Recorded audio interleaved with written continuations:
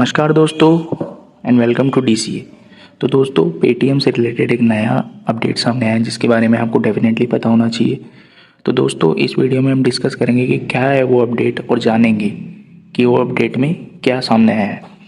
तो दोस्तों आपको पता ही होगा पिछले नोटिफिकेशन में RBI ने ये क्लेरिफाई करा था कि पेटीएम पेमेंट बैंक से जो ट्रांसफ़र ऑफ पेमेंट होता है वो अब बंद हो जाएगा 29 फरवरी की। वो 29 फरवरी की डेडलाइन सेट करी थी RBI ने। तो इस नए अपडेट में RBI ने वो डेडलाइन को 15 डे एक्सटेंड करके अब 15 मार्च कर दिया है।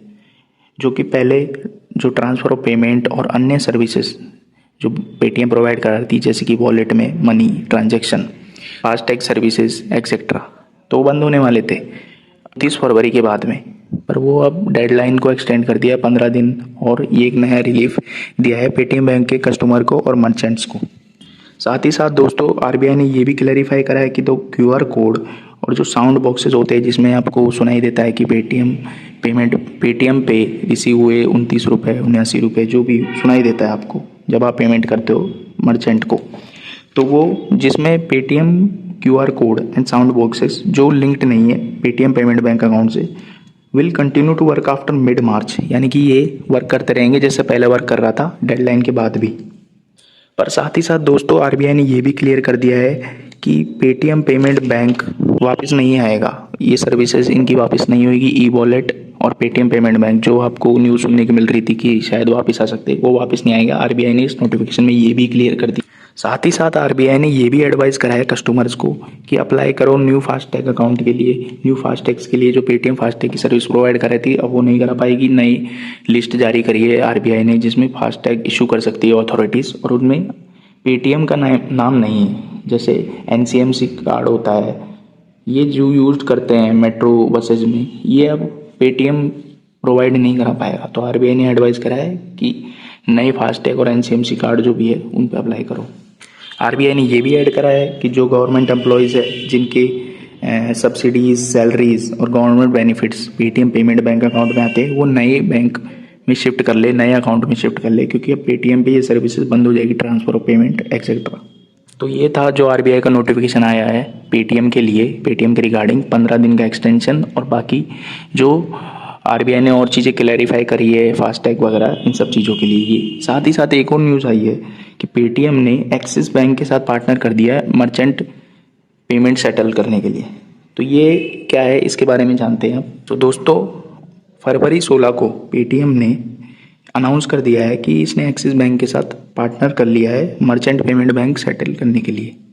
तो दोस्तों कंपनी ने एक स्टेटमेंट इशू करा है जिसमें कहा कि 197 कम्युनिकेशन जो पेटीएम की कंपनी है उसने शिफ्ट कर लिया है nodal account to Axis bank via an escrow account that it has an opened with it.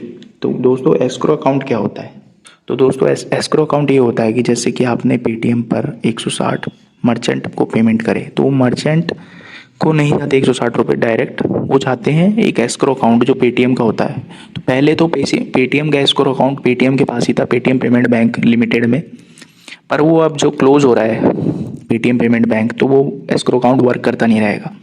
तो ये पेटीएम पेमेंट बैंक का जो एस्क्रो अकाउंट है वो एक्सिस बैंक में शिफ्ट कर दिया गया है। अब पेटीएम बैंक ने पार्टनरशिप कर ली है एक्सिस बैंक के साथ जिसमें ये एस्क्रो अकाउंट शिफ्ट कर दिया गया है। तो ये पेमेंट जो हम करेंगे अब वो पेटीएम के एस्क्रो अकाउंट है जो कि एक्सिस बैंक के उसमें जाएगा, फिर वहाँ से वो डिस्ट्रीब्यूट हो जाएगा मर्चेंट बैंक के अकाउंट्स में। तो ये जो सर्विसेज आपकी चल रही है QR कोड पे पेमेंट वो चलती रहेगी वैसी की वैसी ही। जो पेटीएम पेमेंट बैंक में जाते थे, पेटीएम पेमेंट बैंक के एस्क्रो अकाउंट में जाते थे, अब वो एक्सिस बैंक के एस्क्रो अकाउंट में जाएंगे। साथ ही में ये और पता चला है कि पेटीएम पेमेंट बैंक की जो अथॉरिटी है वो और डिस्कशन में है कि दूसरा इवेल्युएट कर रहे हैं चांसेस कि दूसरा अकाउंट भी खोला जाए, एस्क्रो अकाउंट दूसरा सर्विसेज दूसरे बैंक के साथ भी पार्टनरशिप करी जाए इसके लिए। तो दोस्तों आज की ये थी खबर जो दो इम्पोर्टेंट है, एक तो जो RBI ने नोटिफिकेशन दिया है एक, और दूसरा जो पेटीएम पेमेंट बैंक ने एक्सिस के साथ पार्टनरशिप करी है एस्क्रो अकाउंट के लिए।